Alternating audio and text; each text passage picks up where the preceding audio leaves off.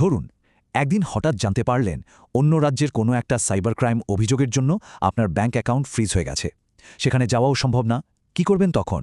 ঘাবড়ানোর কিছু নেই। পুরো ব্যাপারটার সমাধান কিন্তু বাড়িতে বসেই করা সম্ভব, শুধুমাত্র ইমেলের মাধ্যমে। চলুন আজ আমরা সেটাই ধাপে ধাপে জেনে নিই। ভাবুন তো একবার, নিজের টাকা অথচ ব্যবহার করা যাচ্ছে না কেন?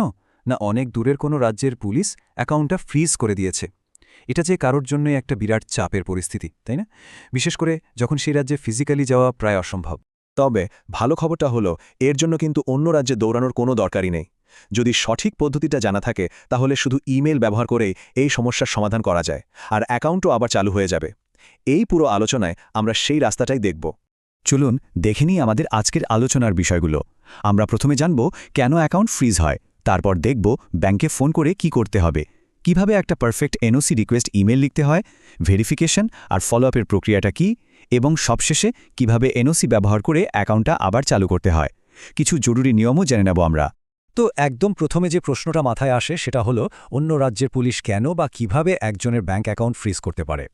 আসলে এই কারণটা ঠিকঠাক বুঝতে পারলেই কিন্তু সমাধানের রাস্তাটা অনেকটাই সহজ হয়ে যায়।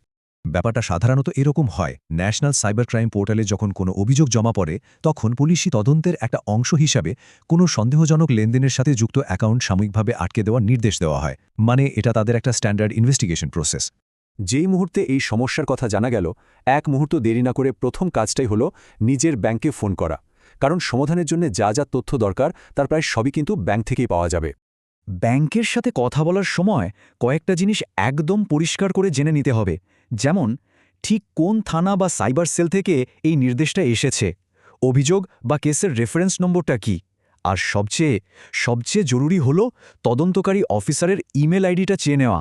কারণ মন্দিনের সব যোগাযোগ কিন্তু এই ইমেলের মাধ্যমেই হবে। বেশ, তথ্য জোগাড় তো হলো। এবার আসছি সবচাইতে জরুরি ধাপে। একটা ঠিকঠাকভাবে লেখা গোছানো ইমেলে কিন্তু এই সমস্যার চাবিকাঠি। বলতে পারেন এই ইমেলটাই আপনার হয়ে পুলিশের সাথে কথা বলবে। আমাদের আসল লক্ষ্যটা কি? লক্ষ্য হলো পুলিশের কাছ থেকে একটা নো অবজেকশন সার্টিফিকেট বা সংক্ষেপে এনওসি আদায় করা। এই এনওসি পেলেই ব্যাংক অ্যাকাউন্টটা আনফ্রিজ করতে পারবে। তাই আমাদের ইমেলের মূল উদ্দেশ্যই হবে এই এনওসির জন্য একটা ফর্মাল রিকোয়েস্ট করা। ইমেলটা লেখার সময় কয়েকটা জিনিস কিন্তু মাথায় রাখতেই হবে। যেমন নিজের পুরো নাম, ঠিকানা, ব্যাংক অ্যাকাউন্টের সব ডিটেলস যেন পরিষ্কার করে লেখা থাকে। খুব স্পষ্টভাবে জানাতে হবে যে এই ঘটনায় কেউ জড়িত নয়, এবং যে নির্দিষ্ট লেনদেন নিয়ে প্রশ্ন উঠেছে তার একটা ছোট্ট ব্যাখ্যা দিতে হবে। আর একদম শেষে এনওসি দেওয়ার জন্য একটা বিনীত অনুরোধ করতেই হবে। আর হ্যাঁ, ইমেলের মধ্যে অবশ্যই এই কথাটা যোগ করতে হবে, আমি তদন্তে সম্পূর্ণ সহযোগিতা করতে প্রস্তুত। এই একটা লাইনে কিন্তু অনেক কিছু বোঝানো যায়। এটা প্রমাণ করে যে আইনকে সম্মান করা হচ্ছে এবং তদন্তের সাহায্য করার মানসিকতা আছে, যা সবসময়ই একটা পজিটিভ ইমপ্রেশন তৈরি করে।